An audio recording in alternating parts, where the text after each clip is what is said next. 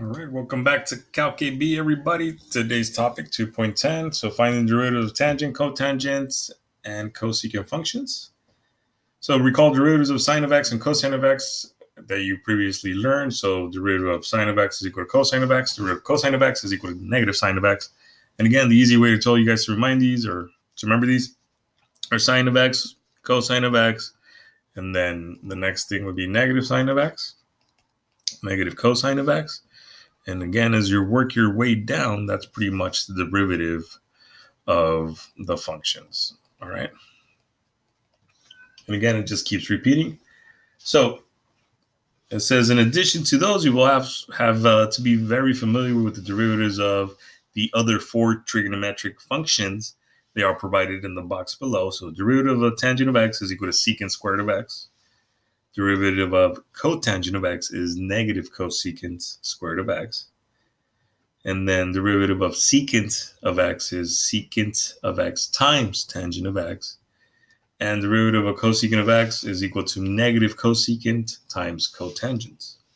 All right, so those are the other four trig identities that we haven't talked about. And now I'm going to pretty much show you guys the proof of the derivative of the tangent of x.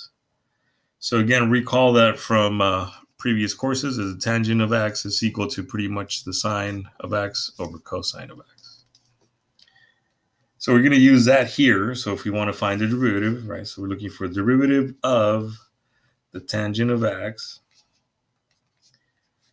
So in this case, we're pretty much looking for the derivative of sine of x over cosine of x. So now using what we have before, using our quotient rule, right? Low d high minus high d low over low low. So low cosine of x times d high, which would be negative cosine of x, or actually just positive cosine of x, right? And then minus high d low, so that would be sine of x times negative sine of x squared, or sine of x, I'm sorry.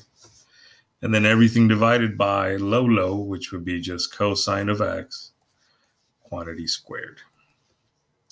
So now we start to simplify. So this is going to give us cosine squared of x, and then negative times a negative is positive sine squared of x, and then divided by cosine squared of x. Now, if you guys don't remember this, the numerator is what we call the trig identity, right? And that's the Pythagorean identity for trigonometric functions. So in this case, if you guys didn't know that, cosine squared plus sine squared of x is always equal to positive 1. So we can just say this is 1 over cosine squared of x. And again, if you guys remember, right, secant of x is 1 over cosine. So this is going to be secant squared of x. And that's pretty much the derivative of tangent of x. So now that we know that, we can look at the first example, right? So let's look at y prime here. So y prime. Again, you're going to apply the sum and difference rule mainly because there's a negative right there.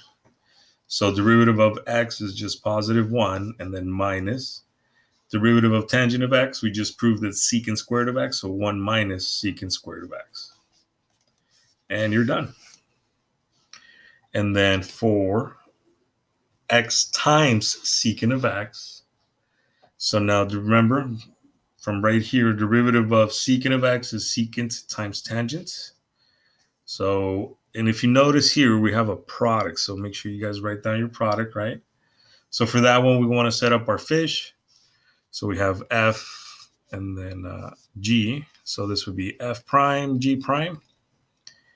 So here we have x, that's our f function. F prime would be just positive 1. G would be secant of x. And then g prime would be secant of x times tangent of x. And then again, so y prime equals x times secant tan. So x times secant of x times tangent of x, and then minus, or actually plus, right, because it's the product rule, secant of x. 1 times secant of x, which is just secant of x. So in this case, Again, if you guys want to simplify a little bit further, you can always factor out a secant of x. So that would be secant of x times x tangent of x plus 1.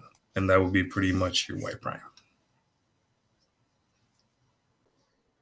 And let's look at the next part right now. So Pythagorean trigonometric identities. So throughout AP Calculus, it can be helpful to know the 3 Pythagorean trig identities. So we're going to write those in the boxes right here.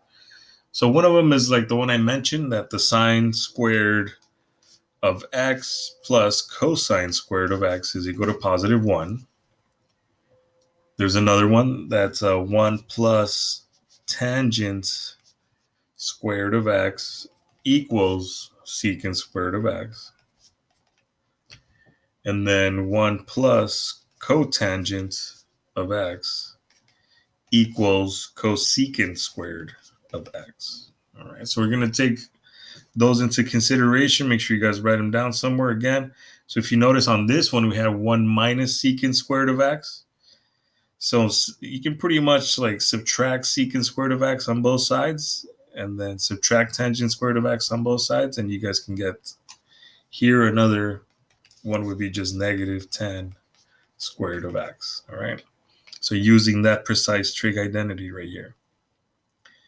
So now it says the following equation, choose which side. So again, we're not in class, so if we were, we would do the activity together, but we're going to try this one. So let's do the left side first, 1 minus cosine. So again, for that one, you guys have to use your quotient rule. So low d high. So sine of x times, so this is high, that's low. So low high, d low, d high. So low is sine of x, derivative of that is just cosine of x. And then 1 minus cosine of x, derivative of that happens to be negative sine of x.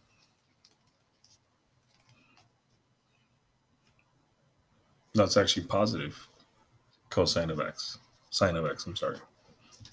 So here we're going to have, so low d high, so sine of x, right?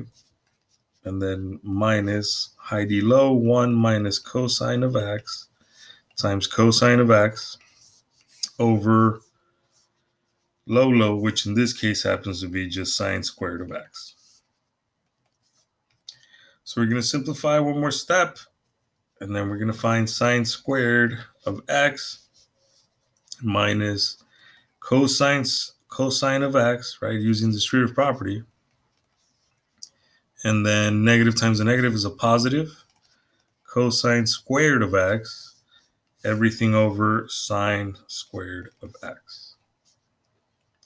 So again, we simplify, right? So here, if you take this into account, sine squared of x and then cosine squared of x, right? If you combine those two, you get 1. So 1 over sine squared of x. And then minus cosine x sine squared of x. So knowing that now, right, we're going to simplify a little bit more. So we have simplify the first one. If you guys notice, that's going to be 1 over cosecant squared of x. So 1 over sine squared of x, is cosecant squared of x. And then minus this one, that would be 1 over sine of x. And then times cosine of x over sine of x. So if you guys pretty much distribute this, you get the same thing on top. So cosecant squared of x minus cosecant of x times cotangent of x. So that would be the derivative of that side right there. Now, if you do the same thing over here on the right side, right? So derivative of cosecant of x, looking at our trig identities, is negative cosecant cotangents. So that would be derivative of that, negative cosecant of x times cotangent of x. and then minus, right, using the sum and difference rule. Derivative of cotangent is negative cosecant x, negative cosecant